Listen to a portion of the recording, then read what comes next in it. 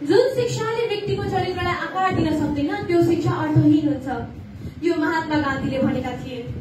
यस गरिमामय सभाका सभाध्यक्ष महोदय, प्रमुख अतिथिज्यूहरू, निष्पक्ष निर्णायक मण्डल, गुरुवर्ग लगायत उपस्थित सम्पूर्ण साथीहरूमा म सुशीला बस्नेतको तर्फबाट स्वीकार्नुहोस् हार्दिक नमन।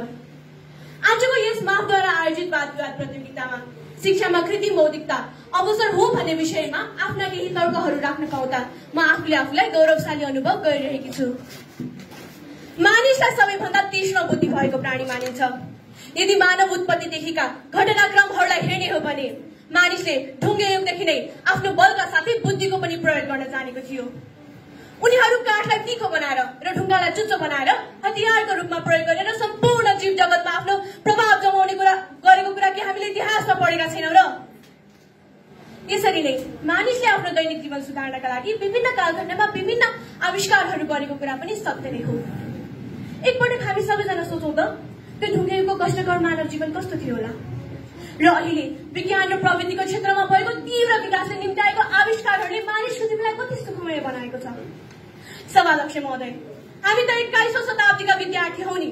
21औं शताब्दीको मुख्य सफलता नै कृत्रिम बौद्धिकताको जन्म र त्यसको उपयोग गर्न पाउनु हो। कृत्रिम बौद्धिकता भन्नाले उपकरणहरूलाई मानवीकरण गर्नु हो।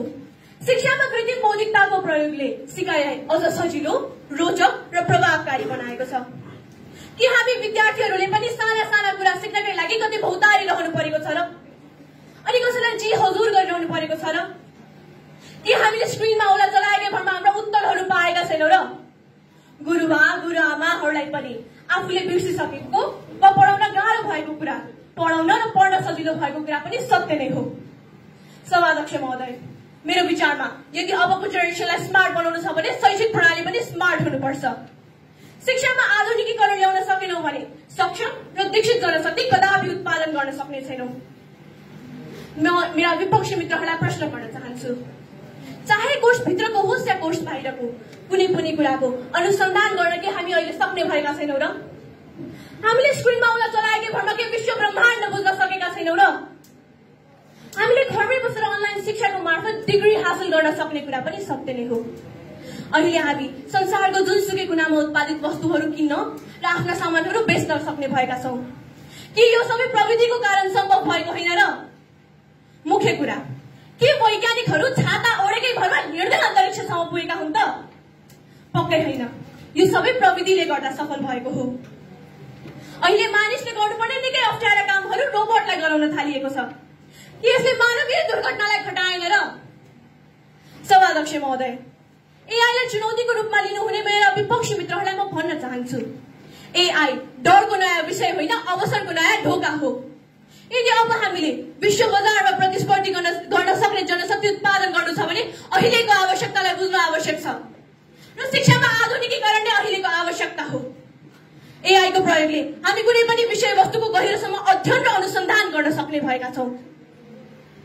एआईलाई चुनौतीको रूपमा बुझ्नुहुने मेरा विपक्षी साथीहरूलाई म फेरि पनि भन्न चाहन्छु, शिक्षामा प्रविधि हाम्रो मेसिन मात्र होइन, मार्गदर्शक पनि हो। मेरो विपक्षी मित्रले भन्नुभयो, एआईको प्रयोगले अहिलेको बालबालिकाको बौद्धिकता घट्दै गएको छ। तर म उहाँलाई भन्न चाहन्छु, मानिस बिग्रनु वा सप्रनु त मानिसमा नै भर पर्छ नि। प्रविधिले गर्दा मानिस बिग्रियो भन्नु सरासर गलत हो। बिग्रने मानिस त जसरी पनि बिग्रन्छ नि। अब गाडी चढ्दा एक्सिडेन्ट हुन्छ भनेर अब हामी गाडी नै नचढ्ने, प्लेन चढ्दा क्रास हुन्छ भनेर अब हामी विदेश हिँडेर जाने, मोबाइल ल्यापटप वा भिजुअल सहितको कुरा गर्न छोडेर अब हामी फेरि चिठी लेख्न थाल्ने। अतः एआई अहिलेको जमानाको, अहिलेको युगको आवश्यकता हो, अवसर हो, मात्र यसलाई हामीले राम्रोसँग प्रयोग गर्न जान्नुपर्छ। अन्त्यमा शिक्षामा कृत्रिम बौद्धिकता र प्रविधि अहिलेको आवश्यकता हो र अहिलेको अवसर हो। यसलाई हामीले सदुपयोग गर्यौं भने यसले राष्ट्रको शैक्षिक प्रणालीलाई नै बदल्न सक्छ। धन्यवाद।